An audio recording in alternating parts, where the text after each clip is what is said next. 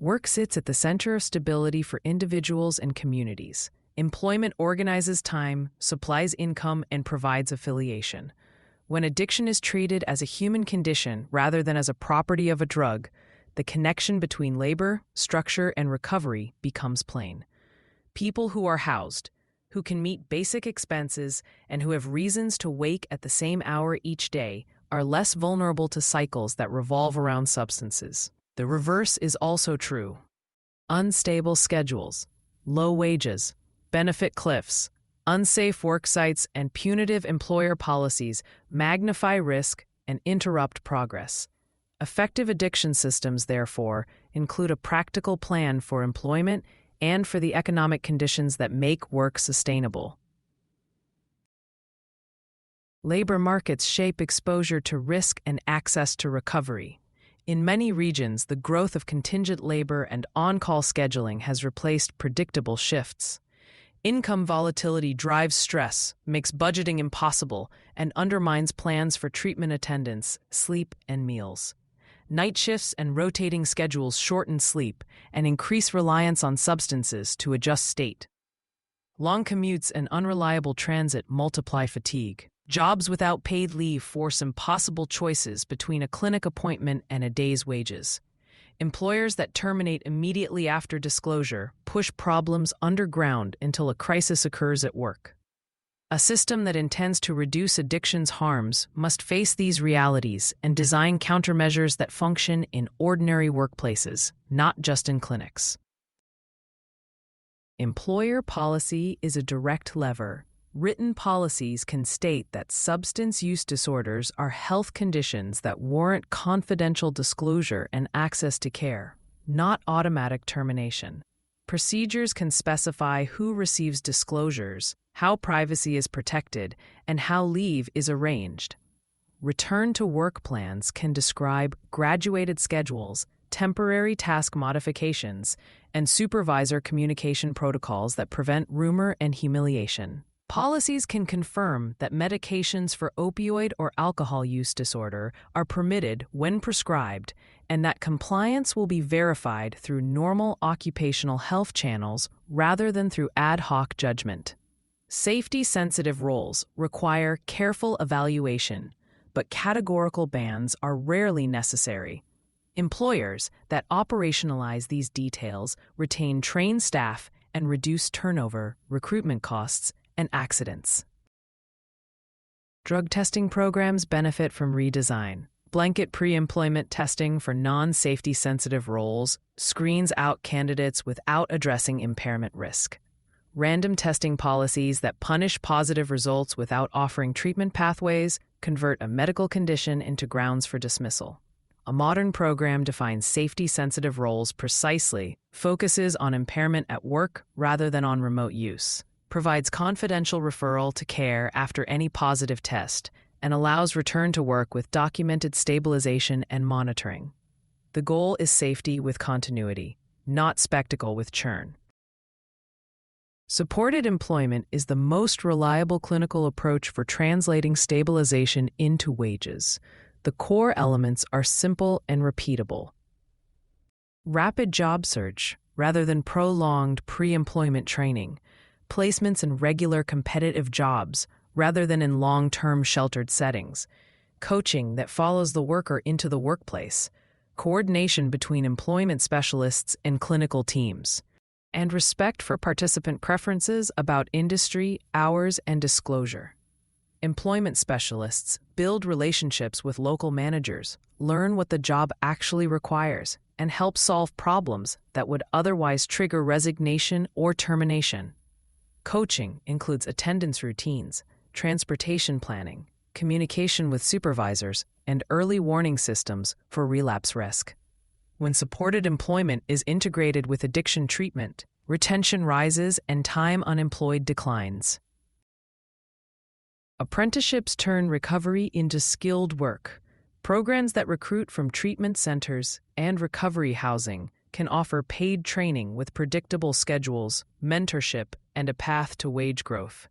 Pre-apprenticeship courses prepare candidates for entry tests and provide basic certifications such as OSHA safety, first aid, and industry fundamentals. Sectors well suited to this approach include the building trades, logistics, healthcare support roles, clean energy installation, and advanced manufacturing. Success depends on coordination. Treatment schedules must align with class and shift times. Program staff must plan transportation and childcare. And employers must agree to structured leave policies that prevent abandonment when short crises occur. Unions and employer associations can support this design by writing accommodation language into agreements and by funding training slots earmarked for candidates in recovery. Benefit cliffs require explicit planning. As wages rise, eligibility for housing subsidies, food benefits, child care assistance, and health care can drop abruptly, producing net income losses that discourage advancement. Case managers should use benefit calculators to plan transitions and should pair wage increases with temporary supplements or stipends when permitted. Local governments can smooth cliffs by phasing out benefits gradually and by offering earnings disregards during the first months of new employment. Without such measures, well-intentioned job placements collapse when families discover that a small raise has erased multiple forms of support and left the household worse off.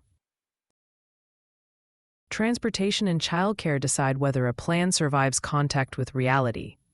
Predictable buses that run before dawn and after midnight, employer-funded transit passes, van pool programs, and microtransit partnerships reduce lateness and absenteeism.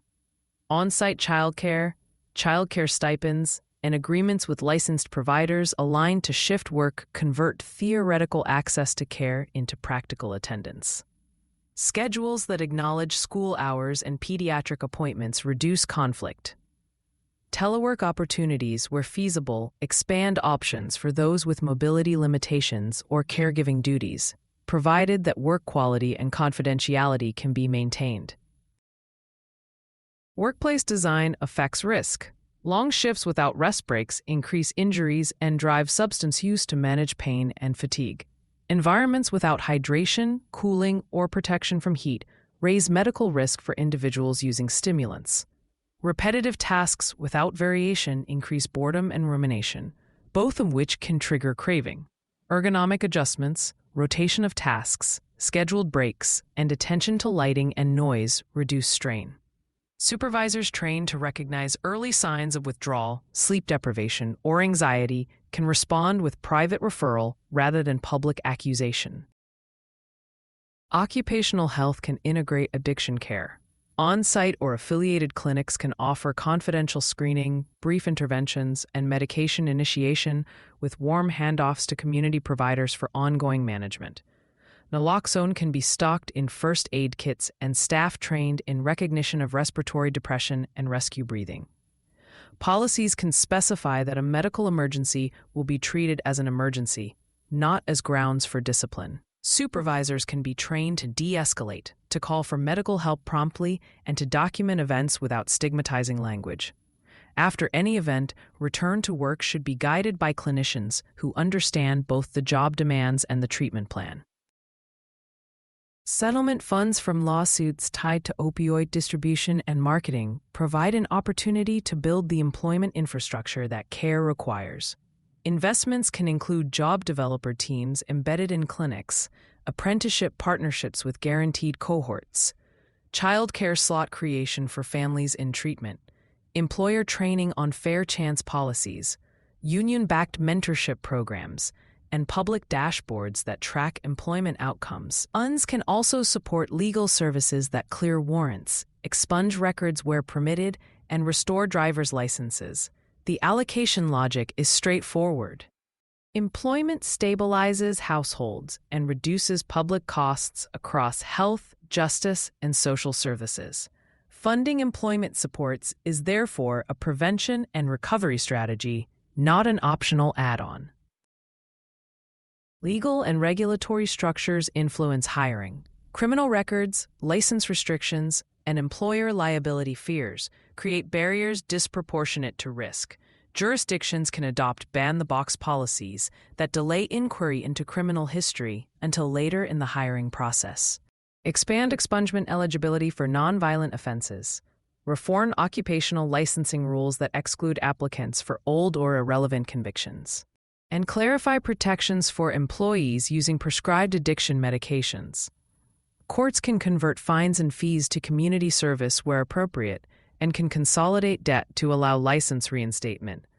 Public defenders and legal clinics embedded in treatment programs can accelerate these processes so that job offers are not lost to paperwork delays.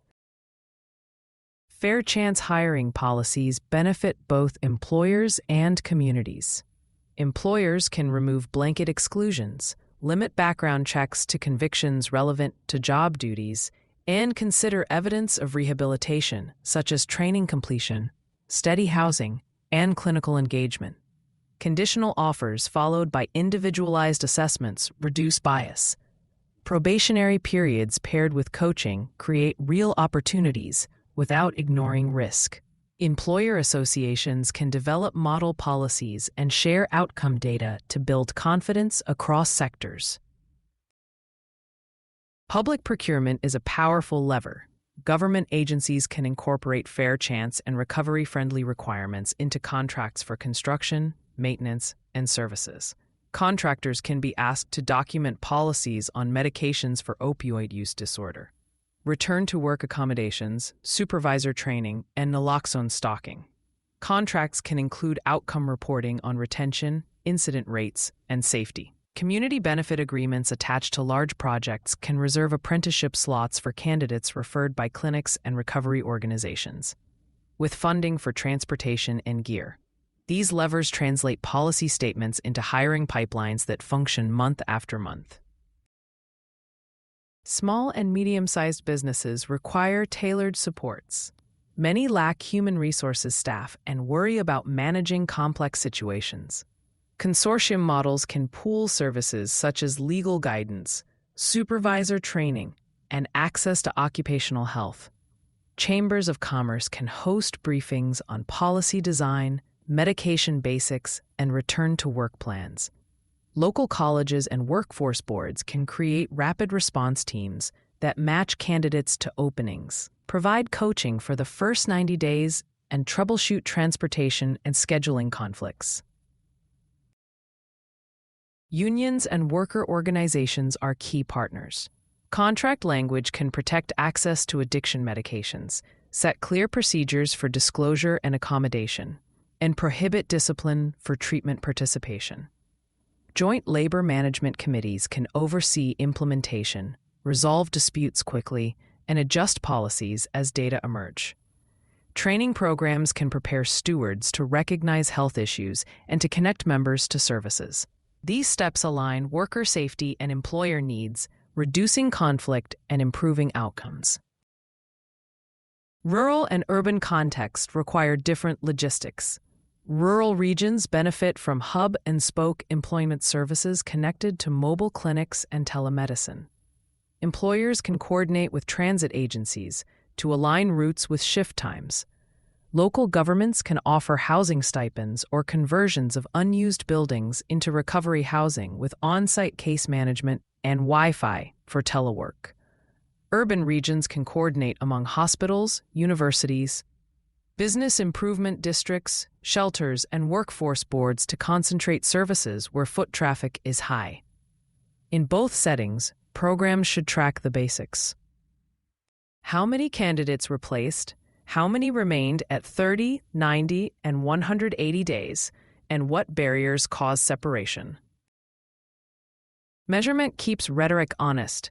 Employment initiatives tied to addiction care should publish dashboards that report retention, hours worked, wages, promotions, benefit uptake, emergency department utilization, hospitalizations, arrests, housing stability, and family reunification. Data should be disaggregated by age, gender, race, language, and geography to reveal inequities. Risk adjustment should protect programs that accept higher acuity cases from being penalized for complexity. Where outcomes fall short, program leaders should adjust schedules, transportation supports, supervisor training, and clinical coordination, rather than issuing slogans. Financing determines whether plans endure. Fee-for-service medical payment does not fund job development, coaching, transportation, or childcare. Blended models can combine health dollars with workforce funds, housing supports, and philanthropy. Value-based contracts can tie a portion of payment to employment retention and health outcomes, with safeguards against selective enrollment. Employers can claim tax credits for hiring workers with barriers to employment, and workforce boards can fund on-the-job training subsidies that offset initial productivity differences as staff learn roles. Technology can reduce friction when used with discipline. Scheduling apps can synchronize clinic appointments with shift rosters and public transit. Electronic records can generate confirmations that satisfy supervision officers without revealing clinical details. Secure messaging between employment specialists, clinicians, and participants can solve small problems before they grow. Privacy must be protected. Access should be consented and minimal. Data systems that become surveillance tools will drive disengagement. Systems that simplify logistics will increase stability. Housing and employment reinforce each other. Landlord engagement programs can educate property managers about fair chance housing, set up rapid response teams for noise or guest issues, and provide direct contacts for problem solving. Rent supports tied to employment milestones can stabilize the first months after hire. Lease preservation protocols can prevent eviction after a brief lapse by substituting additional supervision and support for removal. Without this integration, successful job placement is undermined by homelessness. With it, employment becomes the anchor for ordinary life.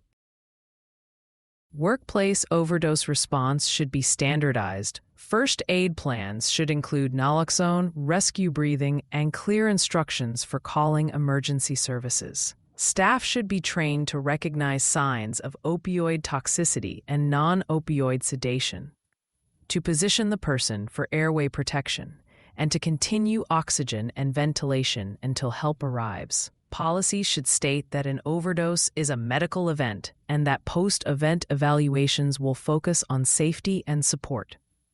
The presence of a response plan reduces death and signals that the employer regards addiction as a health issue. Sector-specific strategies make implementation concrete. Construction firms can integrate naloxone into site kits, schedule safety briefings that include medication basics, and coordinate with unions to protect treatment access. Healthcare systems can hire peer recovery specialists, align employee assistance programs with outpatient clinics, and include addiction training in supervisor curricula. Logistics companies can adjust route assignments to reduce sleep deprivation and can provide quiet rooms for rest between shifts. Hospitality employers can standardize break schedules and hydration to reduce stimulant overuse. Manufacturing plants can rotate tasks to reduce repetitive strain and can provide on-site physical therapy that reduces reliance on pain medication. Education and credentialing open doors that remain closed without proof of skills. Short-cycle programs, forklift operation, phlebotomy, sterile processing, basic coding, HVAC repair, solar installation, offer pathways to jobs with wage growth. Colleges can reserve seats for candidates referred by clinics, align class schedules with dosing windows, and provide tutoring and counseling on-site. Completion rates increase when students have reliable housing, transportation, and childcare. Scholarships should include stipends for these basics rather than only for tuition.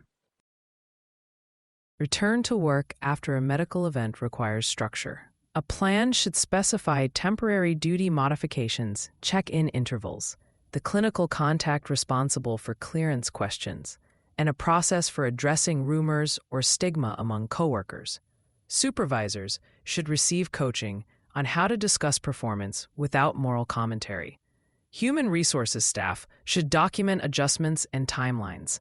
The aim is measurable productivity and safety without humiliation. When these conditions are met, employees contribute steadily, and colleagues learn that accommodation is an ordinary part of work life, not a special favor.